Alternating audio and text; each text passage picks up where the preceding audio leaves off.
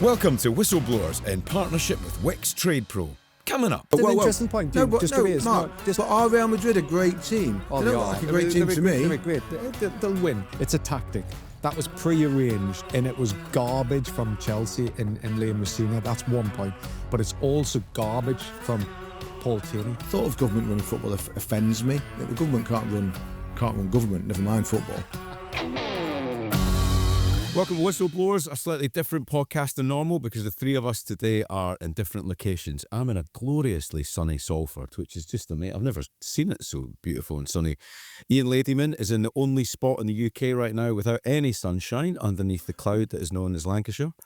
Lazy Manchester trope from you straight away. 30 seconds into the show. What was it he said? What was he used to say, Sutton? You're better than that. And Mark Clattenburg is in his shipping container in his back garden, which is currently being renovated and turned into a golf simulator, which none of us believe. We know what that room is all about. It's a man cave. Where's your sex swing, Mark Clattenburg? Exactly. I'm actually in my daughter's school office. Oh. So I'm like surrounded by Lego.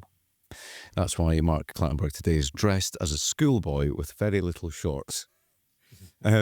Great to see you boys. We managed to conspire not, well, I don't know if you two met up, but we were all in the same place last night. The Etihad, Manchester City, Real Madrid.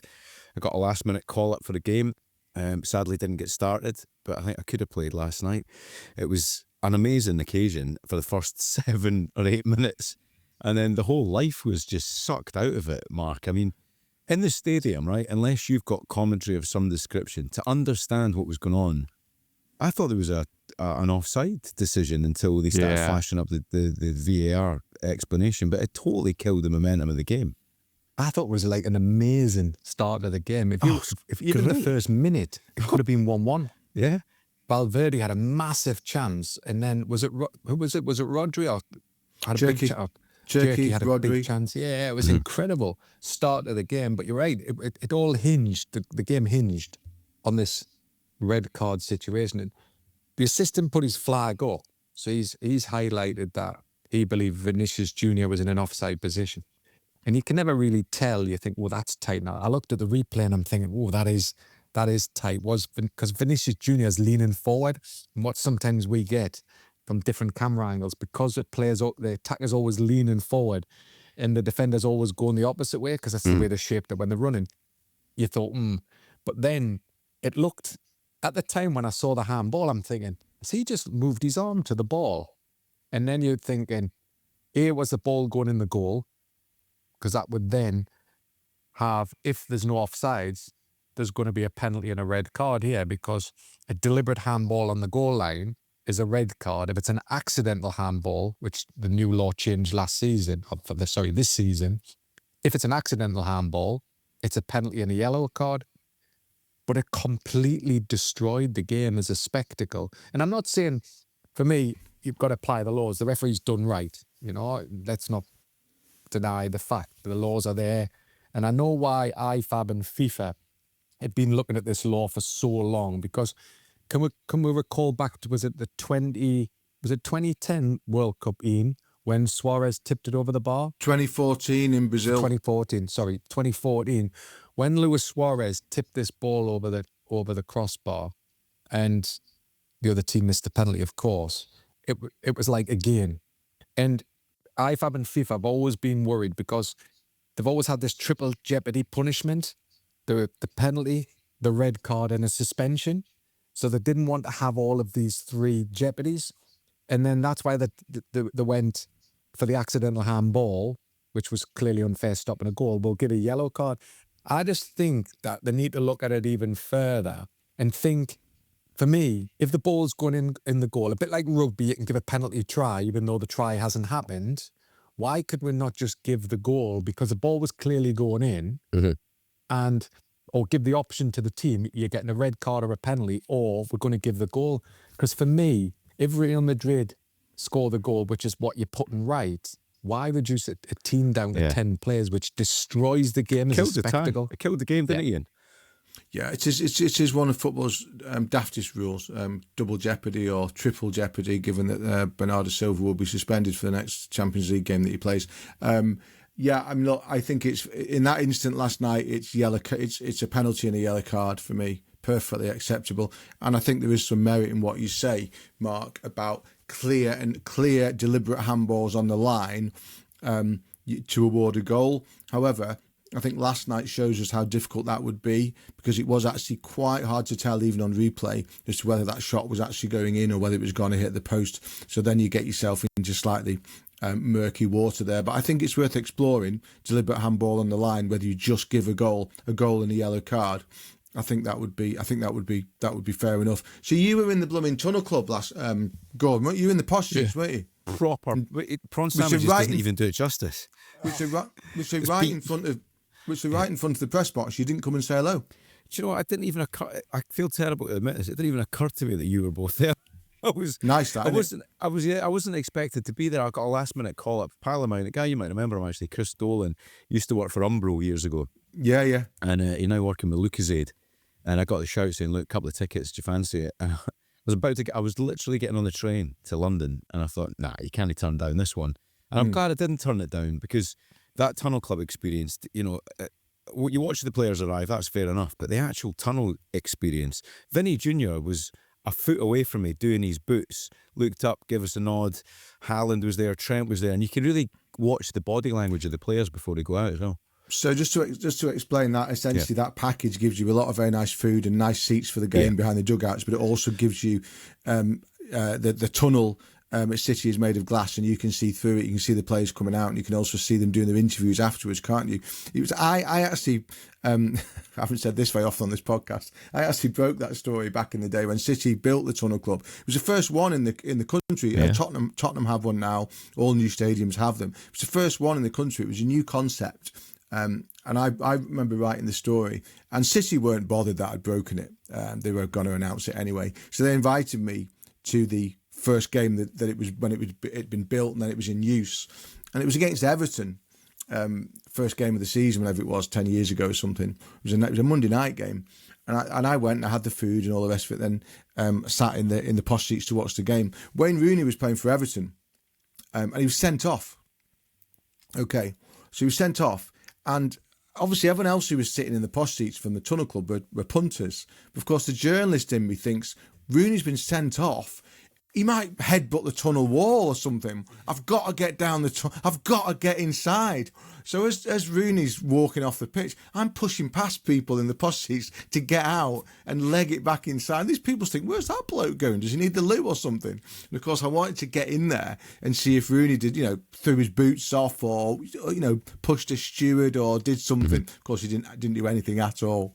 But that was my experience of the Tunnel Club. But, had there been someone that, there were loads of people I knew in the press box that night, and I said hello to all of them, so not quite sure why you couldn't have done the same. I'm really sorry. I did walk past, thought, that's where the press guys are sitting. I didn't realise that. It didn't even occur to me at that point either. But it was, I did get a little story out of it last night. I thought it was quite interesting that this has nothing to do with the football, but the wine. Because Pep had a restaurant in Manchester, didn't he, which closed. Just closed. And City bought all of the wine. So Real Madrid, the night before the game, had a dinner. They normally have a gathering of all the officials and stuff the night before, apparently. And they weren't expecting it to be a heavy one. And apparently they did some serious damage and got all the champagne and wine and got rid of it. But City bought Pep's wine for the Tunnel Club. So may or may not. Well, they had to buy it. Didn't give it them. They had to buy it. Well, exactly. Yeah, there's a story in that, isn't there? But the Tunnel Club experience, what I loved about it is it does give you the perspective of how big Courtois is, for instance, and a real feeling of the physical presence of Haaland standing next to Trent Alexander-Arnold. And also to see the body language of Mbappe, who didn't look happy that he wasn't playing. You could sense there was a little bit of an atmosphere, but the overriding thing for me from the experience yesterday is that I don't think Pep's happy, and I think the team didn't look like it was together. I don't know if you've got a sense of that. I was saying to Ian yesterday, the preparation before the game from what we were getting working for Amazon Prime was chaotic. It was, cancelling training the day before, training at 2:00 before a game at 8:00. And the team didn't get announced till right at the last moment. So, I don't know what Ian thinks, but I'm a big believer. I want to know I'm playing. If I'm a ref, I wouldn't want to turn up 2 hours before and say, "Oh, you're going to referee it."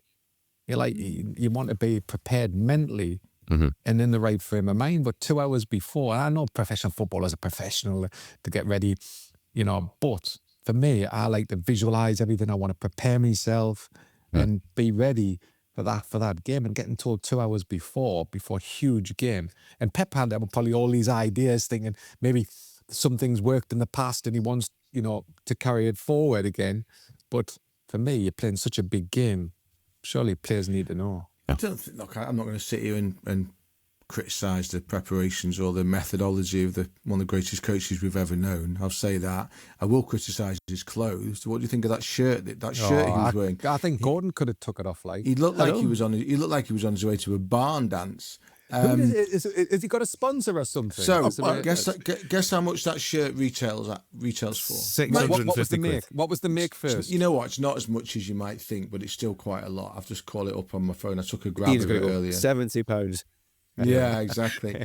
What is it? So, D-Signal or something? It's a no. It's not.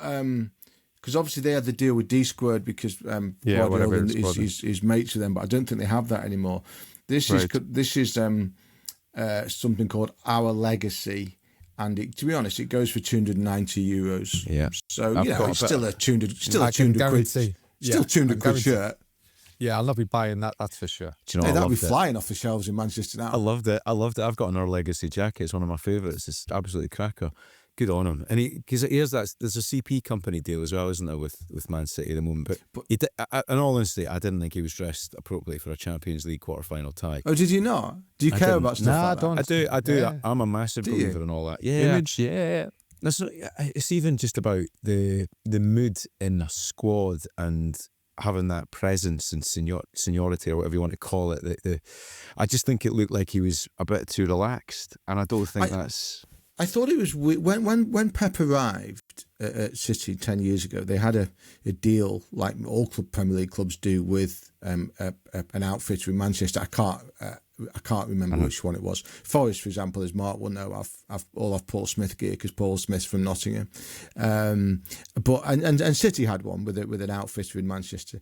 And Pep arrived, and they essentially tore it up because Pep wanted them all to wear D Squared, which for people who don't know was quite was then quite a fashionable label. And all of a sudden you had all the players and Pep and even people like Brian Kidd, who was already in his kind of 60s, 70s, turning up for matches dressed in a completely different way than we'd ever see footballers dressed before. Now, I'm not saying for 1 minute that there was any financial gain for Pep from that, because I absolutely don't know that there was.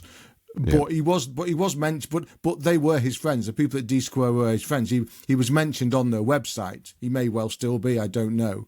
And what it told me was the influence that Pep had and the level of power that Pep was almost immediately given at Manchester City. We talk a lot now, don't we, about whether managers should be given old school influence over transfers and all the rest of it, or whether the coach and sporting director model is the way forward. Well, at City, they just gave Guardiola the keys to the castle, and that was an example of it. Not only was he in charge of what they did on the Saturday, he was in charge of what they wore to games. Do you think, which was I thought that was extraordinary. Do you think also the fact of what he was wearing and that it was quite loose, that his sort of petulant sort of scratching of the head and it sort of exacerbates it, makes it look a wee bit worse, because if you're in a suit, I think it has a completely different demeanour if things aren't going your way, but it just looked a bit flouncy to me. And then he was prickly last night, wasn't he, in the press conference? You know what, the press conference was Guardiola press conferences are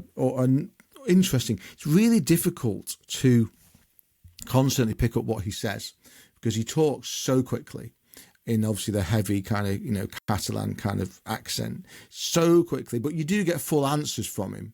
You don't get he doesn't brush people off. He doesn't give he doesn't talk in cliches. He will answer a question. And last night he was asked about his future again. And he was like, oh, what, you want to fire me? And but it was also put to him, if this is your last season and you finish with just one Champions League, is that enough? I don't think the word failure was used, but it was put to him, is that enough for you, or will you feel you've underachieved? And he was prickly to that. He was almost like, oh yes, because it's so easy to win a Champions League. Anybody can win a Champions League. And he's done that before, by the way. I asked him a couple of weeks ago in a press conference whether he thought it was getting harder to win the Premier League these days. And he took that as a criticism. So, oh yeah, because it was easy when I won it with 100 points, and it was easy against Jurgen Klopp, even though that wasn't what I meant. So I think that indicates that deep down within, he probably is a bloke who's starting to realise that he's at the end point, whether it's this season or next. He is coming to the end. And I think deep down, despite the incredible things he's done at Manchester City, I think there is that. I think there is that regret. I think if you'd have said to him when he left Barcelona, with he had two Champions League titles when he left Barcelona, to go to have a year off and then to go to Bayern and then on to City. If someone had said to him that a decade and a half later he'd only have one more Champions League, having worked at Bayern and the richest football club in England, I think he probably would have been disappointed with that. It's mad that record, isn't it? He left Barcelona in 2011, and the season he got the Champions League was the treble season 2023. Or I should say, only Ancelotti's won more Champions League titles with 5. So it's not like he'll be. You do get the sense, though, that there's going to be unfinished business when he leaves, and you do get the feeling, Mark. I don't know if you get the feeling, but you can almost. I think there was a feeling of resignation about him last night. I thought. Yeah, but I think this year was a rebuilding of his squad, wasn't it? I think City had a really good squad a few years ago, and then the last 12 months it hasn't been going their way. I listened to Pep quite a bit over the last couple of weeks, and he's never been happy even with his team. He's happy with his squad, isn't he? The depth of his squad, but he's not happy the way they're playing. I think he raised the issue last night, didn't he? He said the only time we've really played well was in the FA Cup against Newcastle. I looked at Haaland last night, and I looked at his body language, and you know, we all know how wonderful Haaland is. His record's incredible, isn't it? Nearly a goal a game. And, you know, you think when you need goals at City, it's always going to be Haaland. But the way Manchester City are playing at the moment, they don't seem to be playing to Haaland. It seems to be disjointed. And the way Pep's, and I've never seen this with Pep before. Ian might say differently because he watches City a lot, but what I've seen of City over the last few years, Pep had an idea and delivered his idea, but he seems to be moving the goalposts quite a bit and can't find the solution. And, you know, great coaches find solutions, don't they? But he seems to be struggling with the players he's got to find that way to get Haaland into the game more than he's ever done, because I felt Haaland last night was isolated. I think the rebuild has had to come quicker than anybody thought. Nobody thought that 2023 treble team was going to fall apart the way it did. No one saw that coming. Okay, and so they've had to rebuild quickly on the hoof, and that's been difficult. But also, I think you have to remember the standards that Guardiola set at City. And I had a look at it on Monday for a column that I write, just to remind myself. And because Guardiola, after the draw at West Ham at the weekend, said to the BBC, I'm paraphrasing, but what he said was, what we don't do at the moment is win, win, win, win, win, win, win. And that was what they used to do. And the great City teams that went head to head with the great Liverpool team. So look at this. When City last won the league 2 years ago, they won 9 and drew 1 of the final 10 league games. In the treble year of 2023, they won 12 league games on the bounce from mid-February to take the title. In 2019, they won their last 14 league games, which basically took them from January to clinching the title. That was the standard that Guardiola is used to. And they are so far from that now. And that's very difficult for him, because what he won't want to do is leave feeling that he's left something that's imperfect. And if he leaves this season, that's what he will be doing. He will be leaving something that's imperfect. He might be leaving something that hasn't won, a team that hasn't won anything. Who knows? And that's what makes me wonder whether he might see the final year out of his contract next year. He will not want to go out like this. He will not want to go out in his final season, having conceded the title to Arsenal by a number of points and by going out the Champions League in the last 16. He will not want that. That will not sit well with him. Yeah, but if you look at the gap of what he's got to do to achieve that, Ian, he's got to know that he can do that. He's got to bring in a number of players. No, he hasn't. He hasn't. This team's got to get better. He's got the. His team's got to improve. But for me, I still think the squad depth going for you're going to lose Bernardo Silva, aren't you? Bernardo Silva is going to leave at some point. So for me, they've lost. You've got a Phil Foden, who for me I think is a fantastic player, but for whatever reason can't reach them levels with Manchester City. You've got some great players, but for me, they haven't got that strength and depth that they used to have in the past. And for me, if you look at the Real Madrid side last night, they brought on Mbappe. You know, they brought on some great players, and they've got Bellingham missing. They had quite a few players missing. Real Madrid were over 2 legs, were poles apart of Manchester City over 2 legs. Mm-hmm. I think that's a really good point, by the way. And on Phil Foden, when he's on his game and he plays for City, he looks like he can be the best player in the team some days, but he looks so lost. I don't know if you clocked that last night, boys. He looks so sad.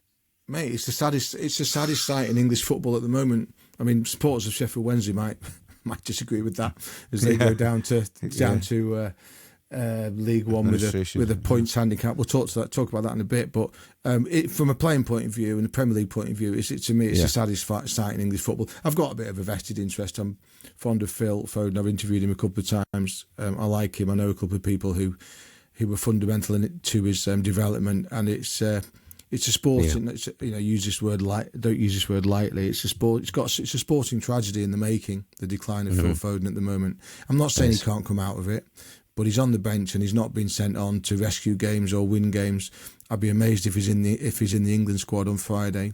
It's sad. It's sad, and it's been going on for a while.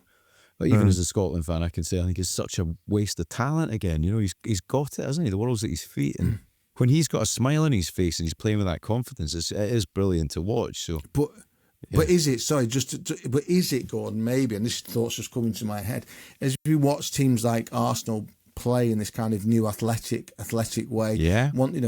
People say that one of the problems with Liverpool is that they haven't got a team of they haven't got a team of monsters. Big, and is Phil suffering from that as well? Is that not Possibly. what the Premier League's about at the moment? We'd probably talk about that for hours if we had time, but could be something in that.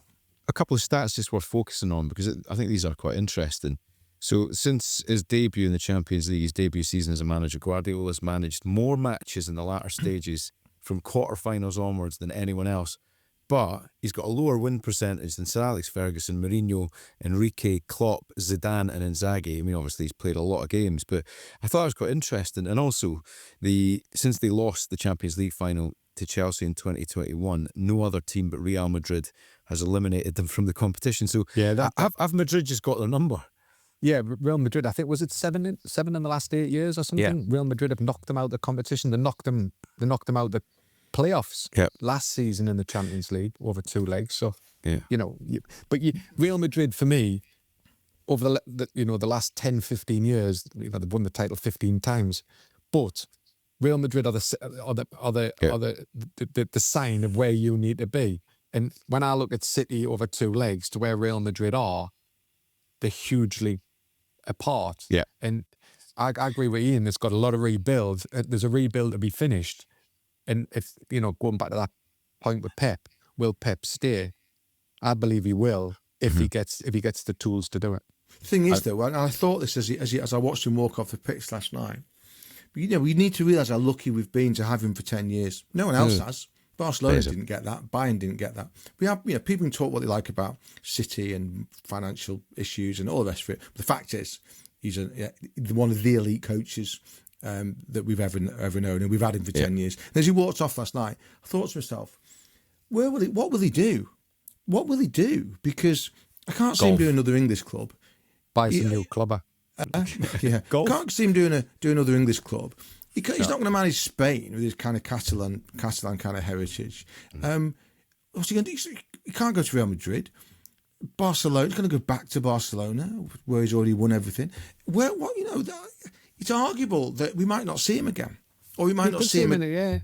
You could see he's still in the national team. Might not be. Look at Ancelotti. Nobody thought Ancelotti would be Brazil's national team coach. There is options available, but I agree with you. I can't see him being a gun for hire. I can't see him being a gun for hire. Would he manage England, do you think? No.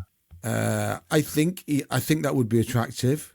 I don't think he'd be a good international manager. I've written this before. Yeah. Why do you think that, Ended? I don't think the rhythms of it will suit him. I think Pep is Pep's a day-to-day.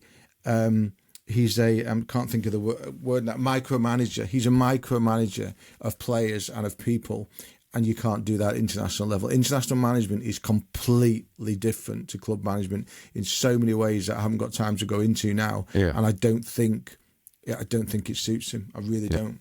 I don't think he can do with players in a week of international break what he does, what he wants to do with footballers. Right, we'll see what happens there. Right, before we dive back into the football, we're in partnership with Wix Trade Pro.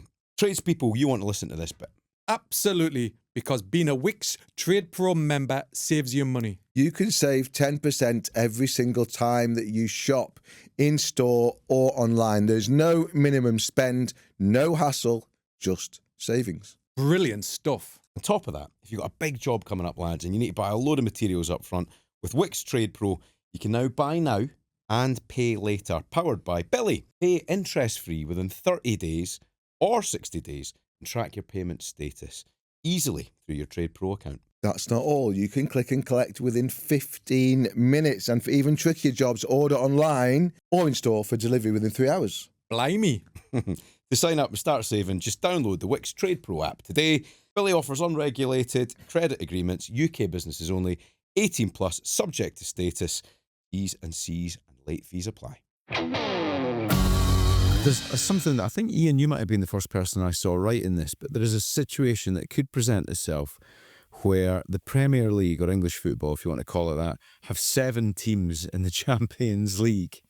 And, you know, it doesn't feel like the Champions League anyway, but so if Villa win the Europa League and don't finish the top 5, and Liverpool or Spurs were to win the Champions League and not finish in the top 5, there's a possibility of 7 teams. And that's just absolutely preposterous. But here's the thing. Do you think any of the teams fighting for top 5 at the moment really feel like they're worthy of the title champions? Do you know? No.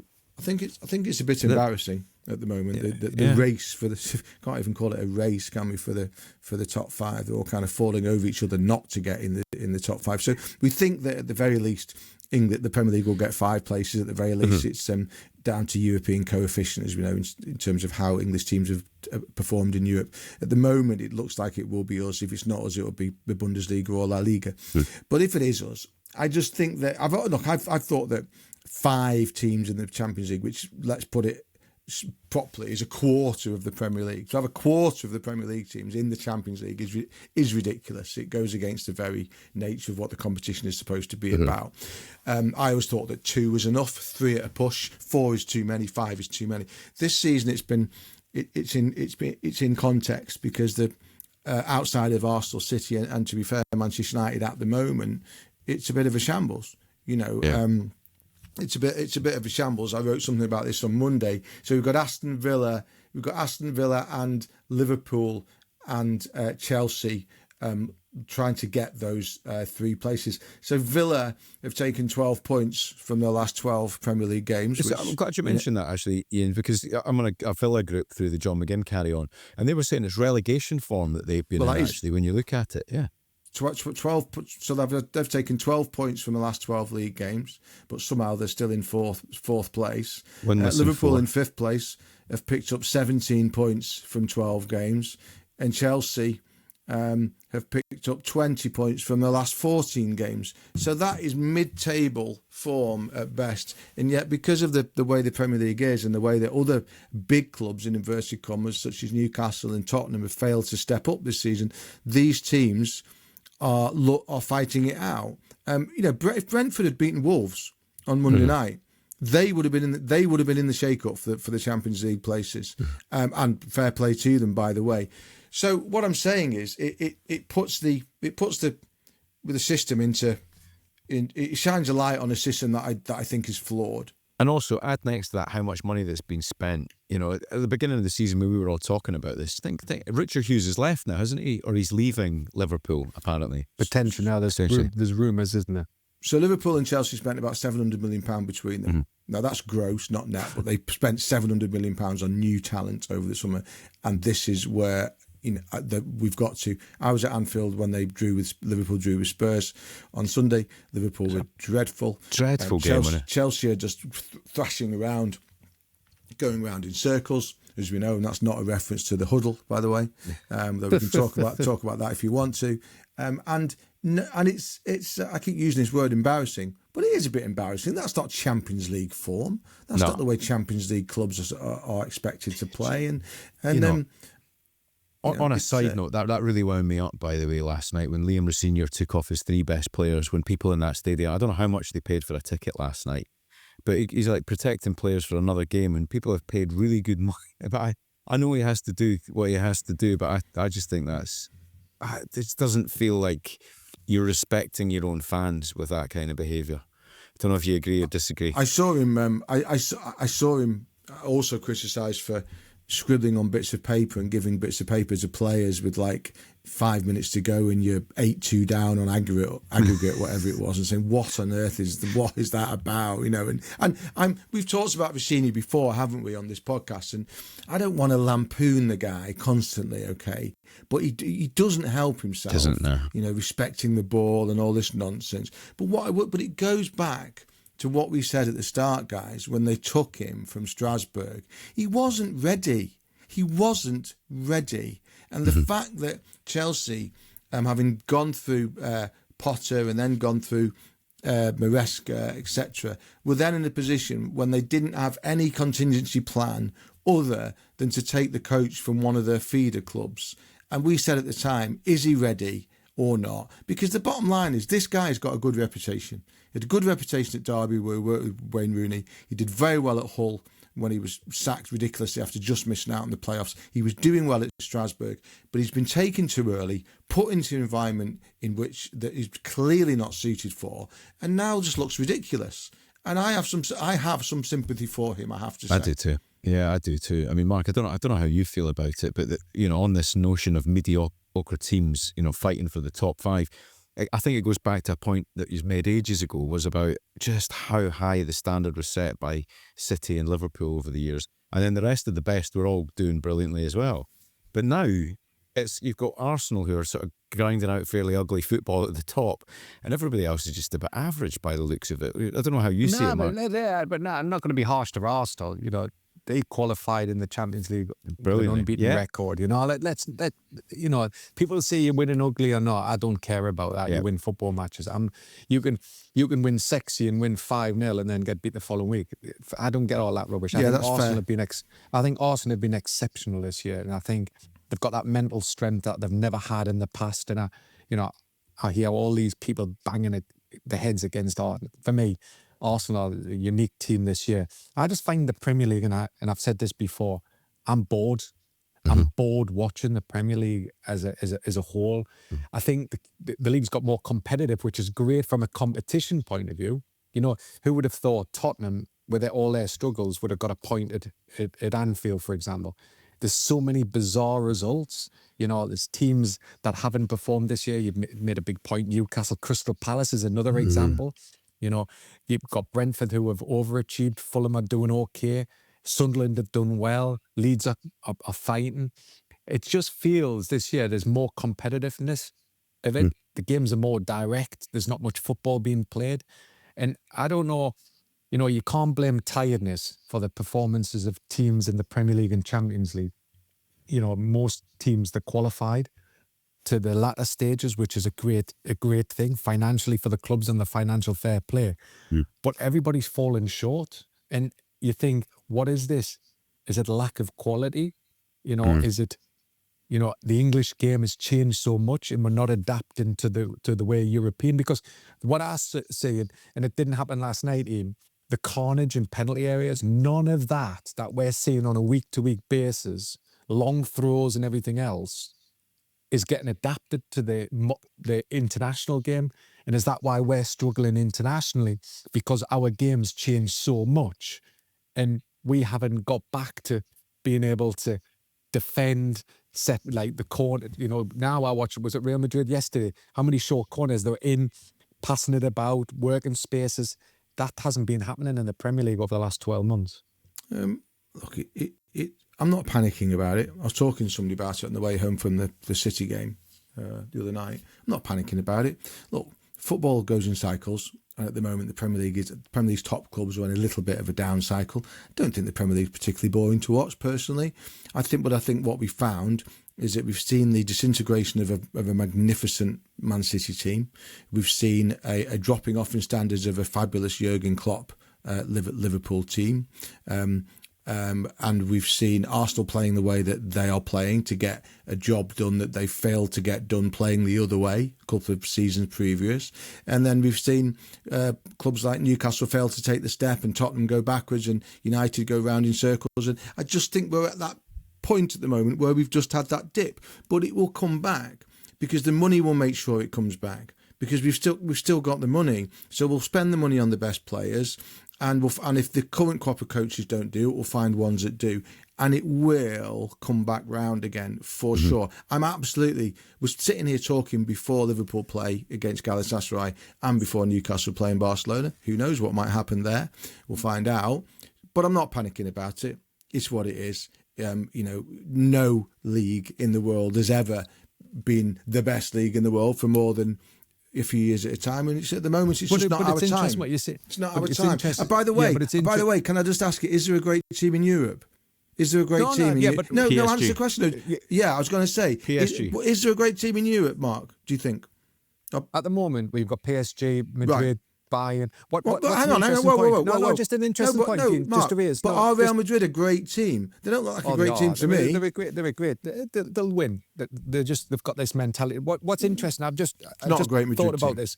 Yeah, I've just thought about this. And you look, for example, the cycles. If you remember when the English teams were really doing well in Europe, was around the 2008, 2010 to that era, and English football was quite direct then. I was refereeing in the Premier League and it was direct. Then Pep came and the English game became more developed. We started passing it, keeping the ball more. And English teams weren't, if you look, Spanish teams were really successful, weren't they, during this period after we had that era in 2010. The Spanish teams dominated it. We've struggled for years to get back to them levels. And I just think when you talk about cycles, the way we are adapting our Premier League and how direct we're getting, I don't think that's going to help us, certainly in Champions League level. And if we adapt that going into the World Cup, we'll struggle again because we'll get picked off by teams. I just think when we're working in cycles, we've got to adapt and you've got to play their game. And I think if Real Madrid, if Manchester City were good at playing football yesterday, the other day against Real Madrid, they would have won. They just weren't good enough as a footballing team. But at the moment, I'm just sick of watching the Premier League and how direct we're getting. But when I'm watching teams in Europe, and the Arsenal's the only team that's adapted so well, because watching Arsenal in Champions League, they play football. They're not as direct as they are in the Premier League, and that's why they're getting the results they deserve. I think there's something that could affect this massively, and it'll be the outcome of the legal case against Manchester City. Because if you look at some of the punishment that's been dished out elsewhere in the world, even north of the border with Rangers and the EBT situation, liquidation, the formation of a new club, going to the bottom division coming up, there's an interesting story to be told there, I think, at some point. And that kind of brings me on to a conversation I had at 5 Live this week. I interviewed the independent football regulator, Richard Monk. And I was really, really impressed with him, by the way. Talking about a no-nonsense, serious guy who deals in facts. And you can imagine him putting the fear of death on anybody who's doing anything wrong, which is probably necessary. And if you're a Sheffield Wednesday fan listening to the podcast right now, you'll be grateful of the news. But it's just come too late, hasn't it, for them, Ian? But, it's an interesting time. He said one thing that stuck with me. He said 95% of the clubs that he's dealing with kind of welcome them on board and say, look at our numbers. but 5% of how many football clubs there are in England, it's still a lot of clubs that are up to no good. That's what I read into what he said.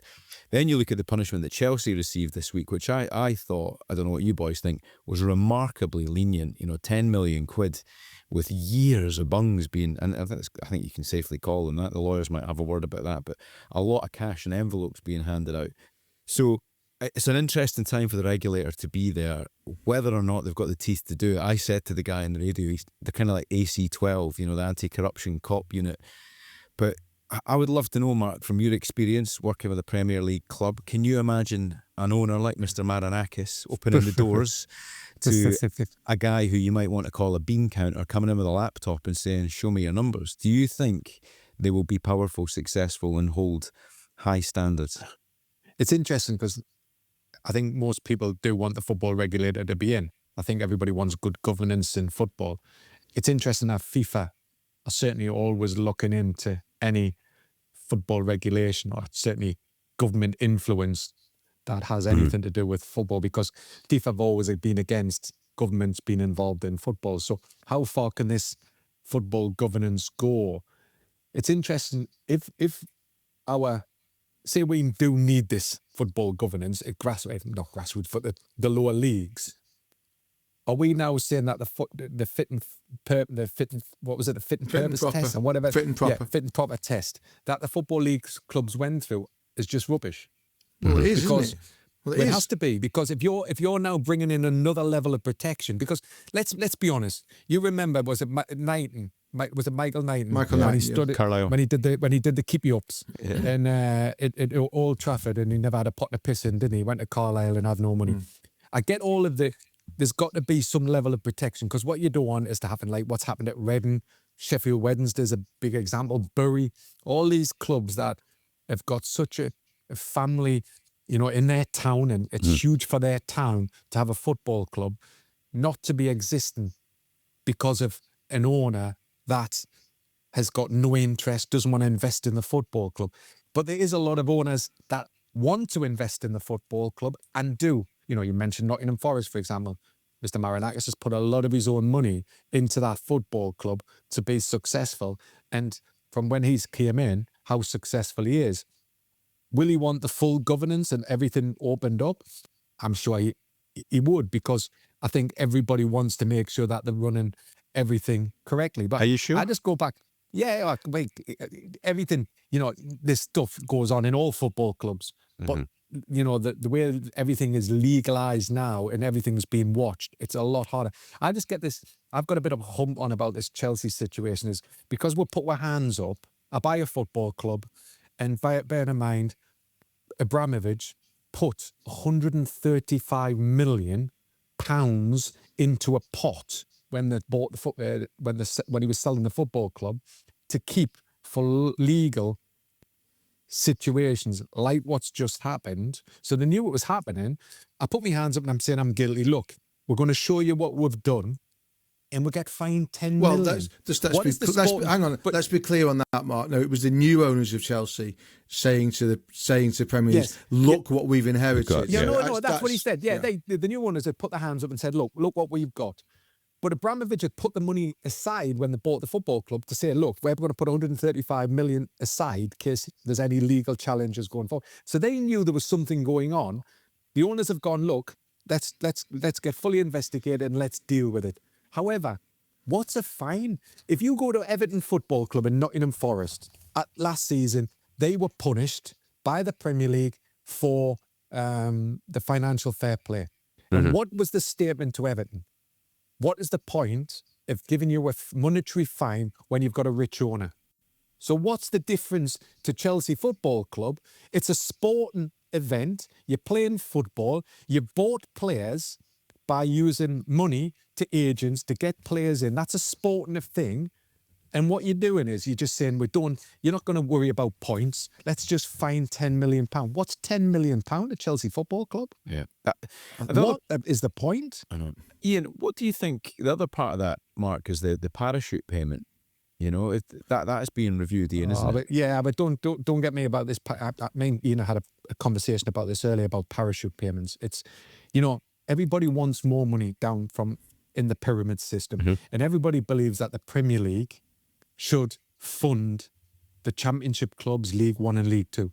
But if you look at the Championship, every team wants to get promoted to the Premier League. Everybody has ambition from League Two, Conference, whatever league they play in, they believe and dream that they can have a Premier League club. But they're playing in the Championship, they're paying top money to players, sometimes 30,000, 40,000. They're overspending their budgets to try to get to that dream of playing in the Premier League. And they're overspending. So why should the Premier League clubs give them more money to waste on players, and they're not developing the stadiums, they're not developing the academies, they're not developing a lot of stuff. All they're caring about is paying the players' wages to get promoted to the Premier League. And there's no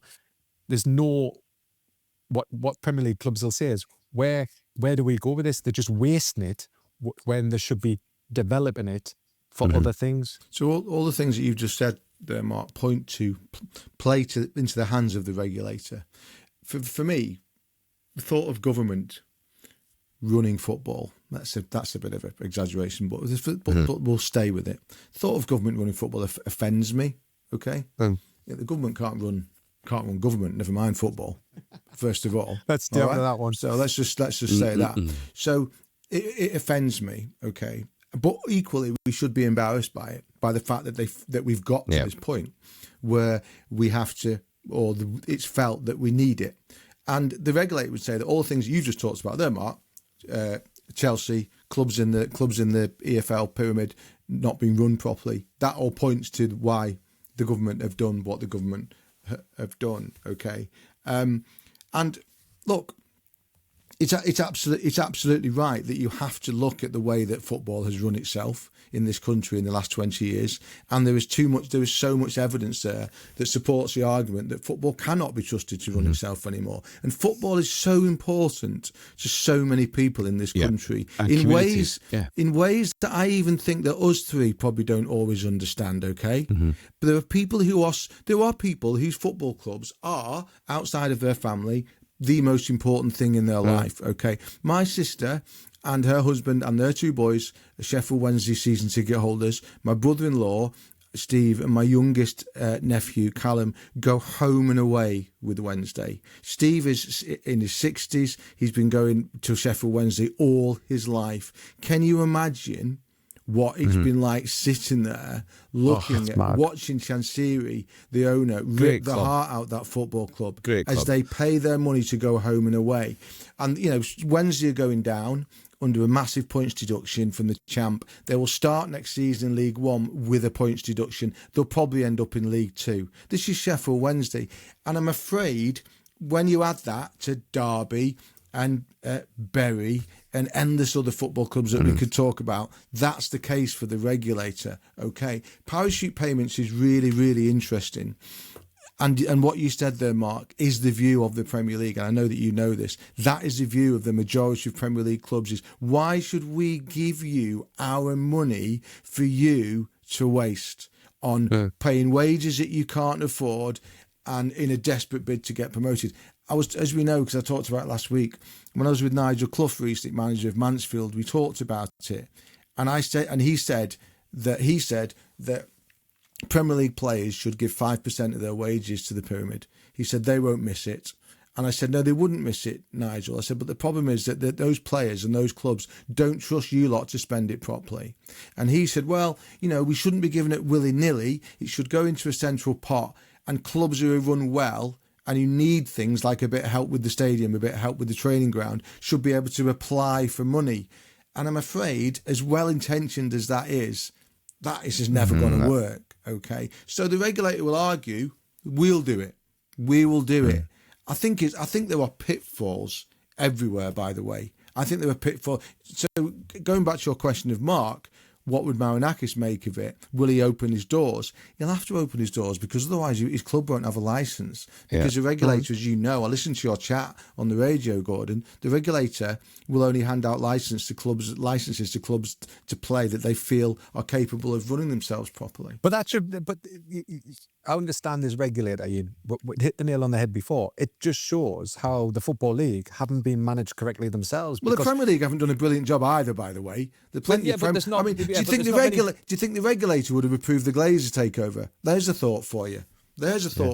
Would the government regulator have been able to protect Manchester United from 20 years of pain?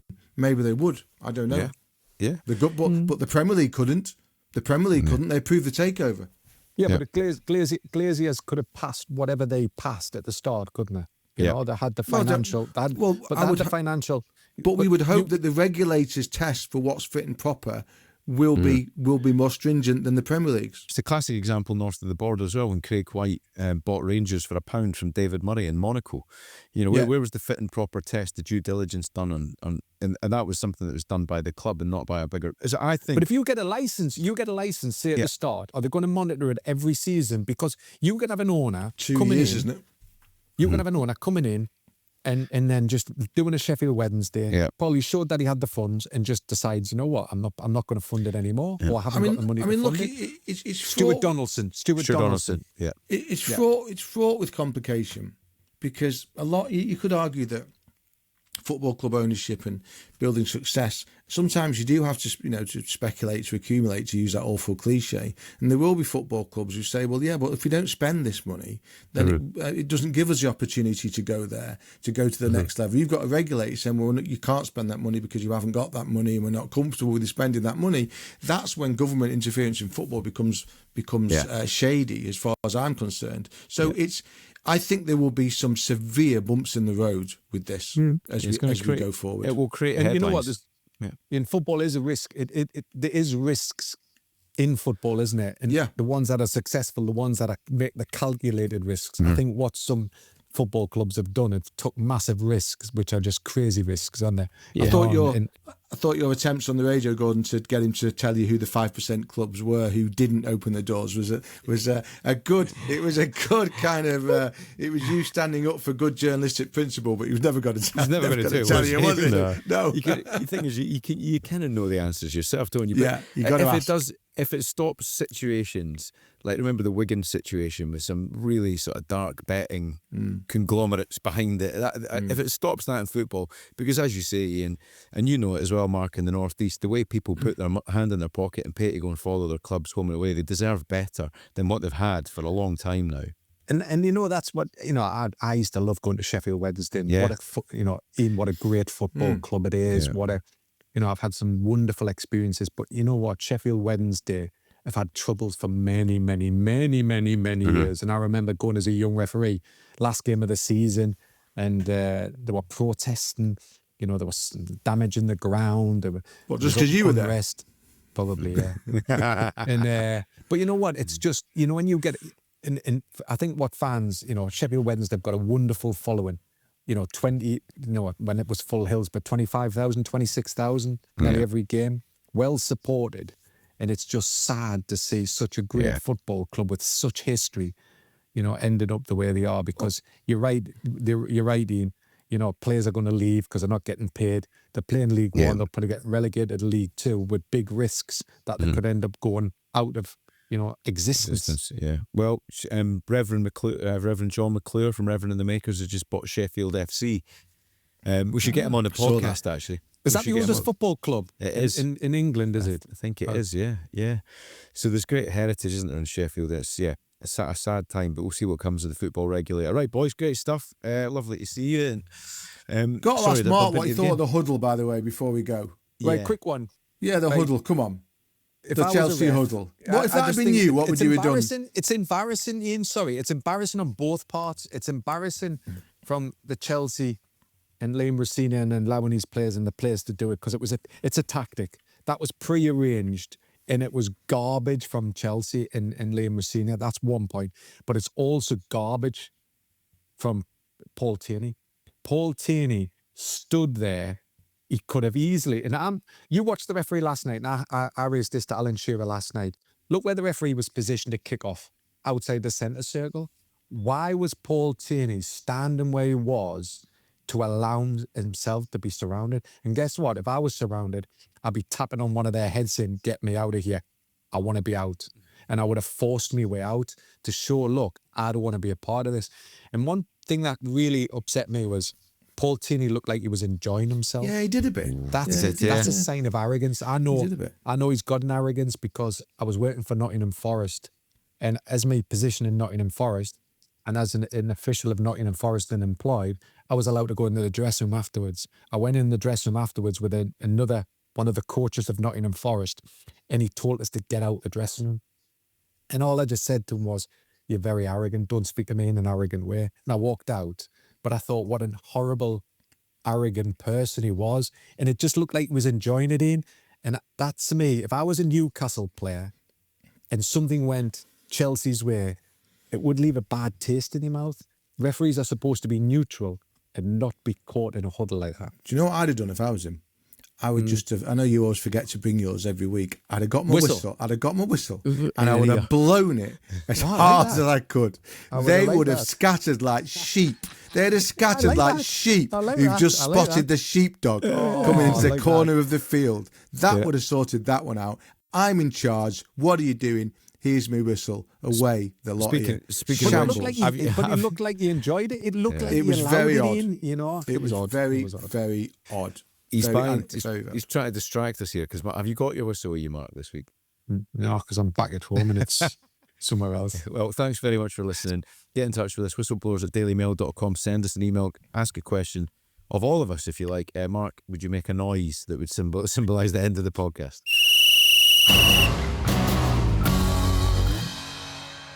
Thank you very much for watching Whistleblowers. Remember, there are new episodes every Thursday and Tuesday, so don't forget to subscribe to our YouTube channel for even more content. And follow us wherever you get your podcasts so you never miss an episode.